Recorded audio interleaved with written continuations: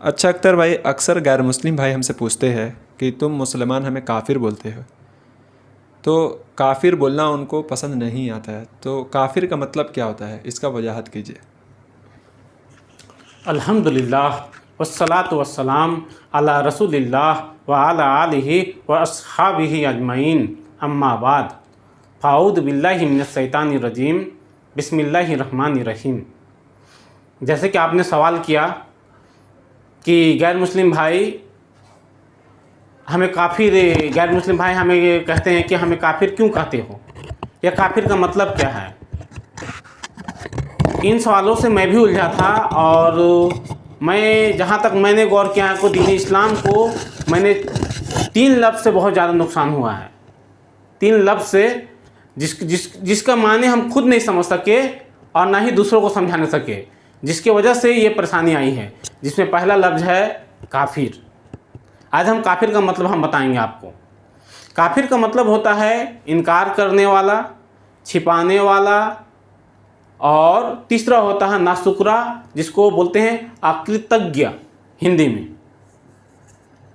जिसमें अब काफिर का मतलब इनकार करना, मतलब कि कोई किसी बात जो बात का इनकार कर दे वो काफिर कहला गया।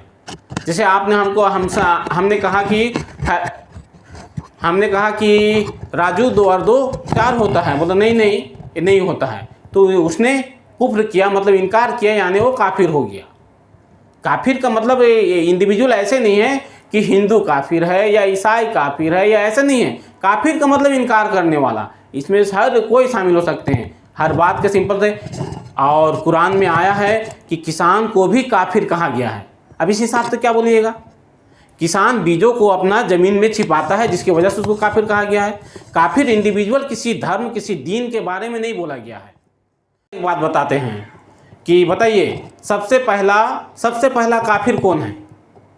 जब आप कुरान पढ़िएगा तो कुरान में आता है कि जब अल्लाह ने, ईश्वर ने इंसान को बनाने का प्लान किया, तो उन्होंने कहा कि ठीक है, जब मैं उसे पूरी तरीक़े से बना लूँ और जब इसमें अपना रूह फूंक दूँ तो तुम सब इसको सजदा करना, इसके आगे नतमस्तक हो जाना।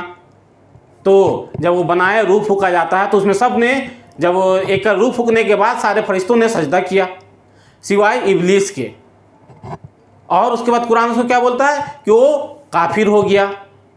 अब देखिए, उस टाइम को ना ईसाई है, ना हिंदू है, ना यहूदी है, ना नसरानी है, हुर्र क्या क्या आप लोग बोलते हैं, सब है, मगर कोई नहीं है। यहाँ बात हो रहा, ईश्वर ने उसे हुक्म दिया था कि इसके आगे नतमस्तक हो जाओ। उसका वो इनकार किया, इनकार करने वाला हो गया, और उसका अवज्ञा किया, वो काफिर कहला गया। तो इससे साफ जाहिर होता है काफिर का मतलब सिंपल है, इनकार करने वाला। दूसरी लफ्ज़ जो दीन इस्लाम में बहुत ज़्यादा हुआ, एक है जिहाद। जिहाद का मतलब हम खुद नहीं समझ सके और ना ही हम अपने भाइयों को समझा सके, जिसकी वजह से जिस तरीके से काफिर के लेके बड़ा बोलते रहते हैं, इस तरीक़े से उसी तरीके से जिहाद को भी लेके करते हैं। जिहाद का रियल माने होता है हिंदी में संघर्ष, इंग्लिश में स्ट्रगल।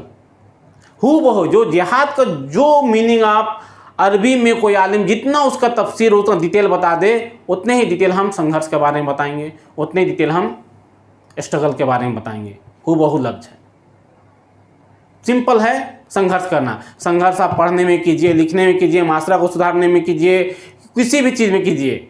आप जंग में संघर्ष कीजिए, हर चीज़ में संघर्ष। जैसे बोले जाते हैं कि अभिमन्यु, महाभारत जब हम छोटे थे तो हम देखते थे, तो अभिमन्यु अपने माँ के पेट में ही 6 दरवाजे तोड़ने का कला सीख लिया था।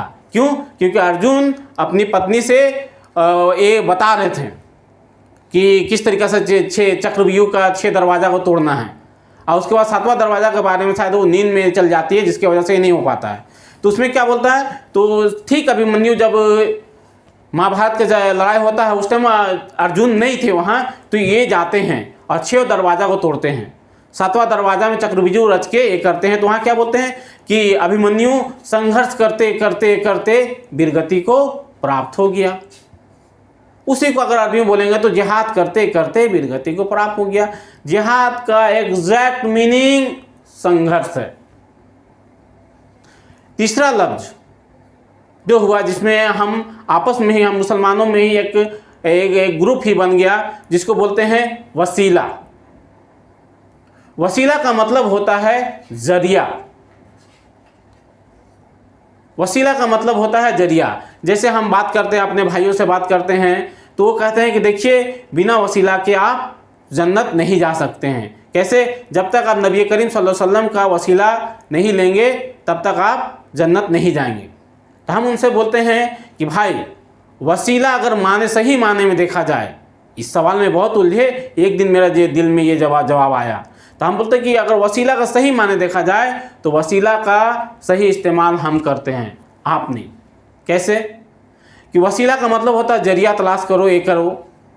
और वो मिसाल देते हैं कि देखिए आप एक छत बनाए हैं, तो छत में चढ़ने के लिए क्या कीजिएगा, आप सीढ़ी का वसीला लेते हैं, सीढ़ी को जरिया बनाते हैं। बिना सीढ़ी का आप छत चढ़ सकते हैं? हम बोलते हैं नहीं भाई, बेशक सीढ़ी का सहारा लेते हैं।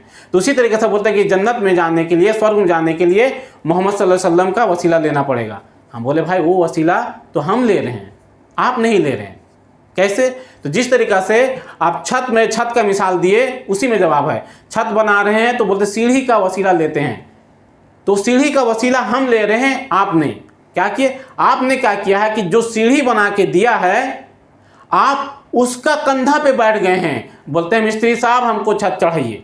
मिस्त्री बोलता है हम सीढ़ी बना दिए हैं आपको, मगर आप सीढ़ी में नहीं नहीं नहीं नहीं नहीं मिस्त्री साहब आप हमको छत चढ़ाइए। नबी करीम सल्लल्लाहु अलैहि वसल्लम हमको कुरान और हदीस हमको दे के चल गए हैं कि देखो मेरे बाद तुम ऐसे ऐसे अमल करोगे, ये करना, कुरान को थाम के रखना, जन्नत तुम्हारे लिए वाजिब हो जाएगा। मगर हमने उसे कुरान और हदीस को, उसको, उनके सुन्नत को हमने पकड़ा। आपने क्या कर लिया? नबी का दामन छोड़ेंगे नहीं, उसके कंधे में उसका दामन को पकड़ के जैसे कि वो हमको खींचते हुए लेके जाएंगे ना। ये सिरे से है। जिस तरीक़ा से सीढ़ी में चढ़ के ही आपको छत जाना पड़ेगा, उसी तरीक़ा से कुरान और हदीस फॉलो करके ही आप जन्नत जा सकते हैं।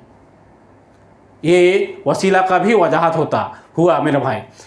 चौथा लफ्ज़ हम 2 साल पहले लिए, जब हम दावती मैदान में उतरे, हम दावत तबलीग करने लगे, अपने भाइयों को जब हम हक का बात बताने लगे, सत्य का संदेश लोगों को बताने लगे। क्योंकि ये बताना हमारा जिम्मा है, सत्य बात बताना, यही इंसानियत है, यही मानवता है। हम अपना मानव धर्म अदा कर रहे हैं। अगर आप मानव हैं तो हमारी बात को सुने, पसंद लगे रख ले, नहीं लगे छोड़ दे। इस सिंपल से यही मानवता है।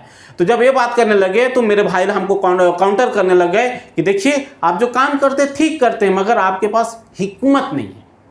ये चौथा लफ्ज़ क्या है जिसको हम डेंजर जोन में डालें? पहला काफिर, जिहाद, वसीला, और लास्ट में अभी 2 साल पहले आपका हिकमत डालें। तो हिकमत का मतलब क्या है? हिकमत का मतलब वेल विजडम से करना है, विवेक के साथ इस्तेमाल करना, सही तरीका में, सही टाइम में सही जजमेंट लेना है, यही है। मगर हम बोलते नहीं, आप हिकमत से काम नहीं कर रहे, वो मेरा कॉलर पकड़े खींच रहा, हम उसका कॉलर पकड़े खींच रहे, वो भी काम कर रहा, मगर हम उसको बोल रहे कि नहीं तुम गलत कर रहा, और हम कर रहे तो नहीं वो है, एक दूसरे की खींचातानी है। ये डेंजर हो गया। मगर हर कोई अपने तरीके से काम कर रहा, हम बोलते भाई काम करने दे। यही हिकमत है कि आप सही तरीके से काम को करें, इससे सुन्नत के हिसाब से करें। व आखिरी दावाना अनिल हम्दुलिल्लाहि रब्बिल आलमीन।